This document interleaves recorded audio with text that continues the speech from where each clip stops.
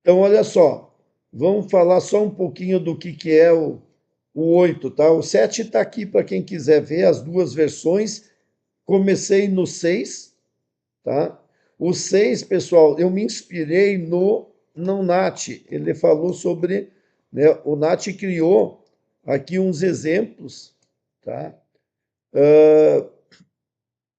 Que deveria usar, né, seis pontos de vista. E eu peguei essa ideia, usei alguns exemplos, né? Por exemplo, eu peguei aqui, ó, e isso aqui é um modelo, ó, de entrada e saída e com enxame de agentes, certo?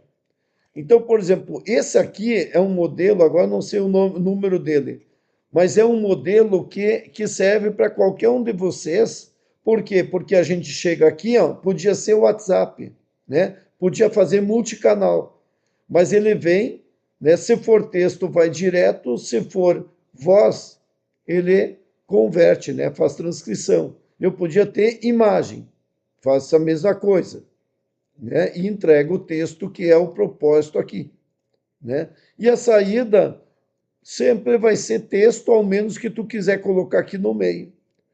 Então, a entrada e a saída está definido, o tipo está definido, e aqui nós temos, né, os agentes. E ainda nós temos o RAG aqui, se não me engano, é isso aqui. Não, não é um RAG.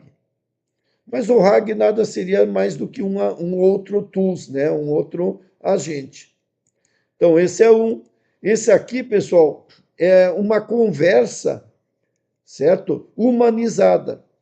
Então, também, se vocês olharem, depois me pede os números, até eu acho que eu vou colocar aqui embaixo os números para vocês se localizarem e estudarem, né? Aqui vários tipos de RAG. Aqui, esse aqui é um RAG semântico, né? Através de metadados. Aqui é multicanais com RAG, né? E aqui deve ser também, eu acho que RAG com metadados. Então, ele serviu aqui para quê? Ele serviu, né, de exemplos quando eu quero construir, certo? Então, aqui um exemplo, né, que eu quero a tarefa do que eu quero, né, que eu quero o padrão de entrada e saída multicanal, né, a engenharia de contexto, o que se espera, né, o RAG, os subagentes, memória que você tem, né, e outras funções. Então, né, o Nat discutiu isso naquela vez, e eu peguei aqueles exemplos, né, para ilustrar isso aqui.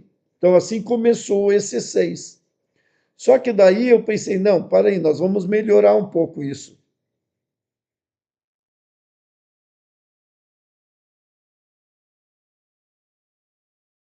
Beleza? Tudo bem, Samuel? Não tem problema. Lembra que todas as minhas lives são gravadas no YouTube, tá bom? Ó, então o EC7, tá? O que a gente fez? Melhoramos, e daí eu já criei aqui um agente para quem quiser usar apenas, né? Um GPT. Mas olha só, eu queria só explicar a estrutura, né? Do que a gente fez. Então, o que nós fizemos? Pegamos a mesma coisa do 6 e partimos para melhorar ele um pouquinho e aumentamos aí para 8 itens, certo? Onde que a gente colocou etapas técnicas de construção e validação que ele precisa depois de fazer, certo? E aí, na prática, começou a dar alguns errinhos. Então, eu fiz a versão 2 para não deixar aquela lá, eu foquei já em outra para melhorar a estrutura que a gente estava trabalhando, certo? Então, ajustei ela aqui e ficou muito boa. Só que a gente nunca vai se dar por satisfeito. Então, enquanto o pessoal está usando ela com modelo e tudo, eu parti para 8. A 8, sim, eu busquei um pouco mais tecnicamente, que é estruturar uma instrução muito bem definida, tá? Aqui eu botei em inglês e em português, tá? Compartilhei com os gringos, inclusive. Isso foi muito bom, porque um monte de gente agradeceu e dois, três questionaram e me deram sugestões diferentes, que eu já tenho ideias para melhorar mais adiante lá. Então, a ideia é o seguinte: tem descoberta, que é descobrir o que realmente a pessoa quer, converter, né, em instruções técnicas aquilo que ele quer, certo? Definir o estilo de fluxo que tu quer, se tu quer fluxo linear, se tu quer fluxo através de agente, de subagentes. Descobrir o que é as boas práticas daquilo lá, baseando nos exemplos que a gente oferece para ele, o que manda buscar na internet. E ele transforma isso em comandos técnicos, que é o JSON. Então, essa é a nossa versão aqui, tá? Então, olha só, por isso que não está pronto, porque eu fiz ela, botei a instrução, né? E aí a gente foi melhorando, estou melhorando ainda. Tá? E aqui, por exemplo, dá para ver a estrutura que eu fiz, né? O que eu fiz? Um atendimento, né? O tipo de entrada, a função que ele deve ser, o que se busca lá na frente, né? O gatilho, né? E daí é o texto voz aqui, saída esperada, né? A memória que eu tenho, né? Aonde que eu armazeno isso, que é o banco de dados, e a dependência do que eu quero de agentes, certo? E aí algumas dicas mais. Então, essa estrutura bem simples que ficou. Mas se você pegar e olhar aqui a estrutura, vamos pegar aqui lá embaixo, onde que eu melhorei aqui essa estrutura.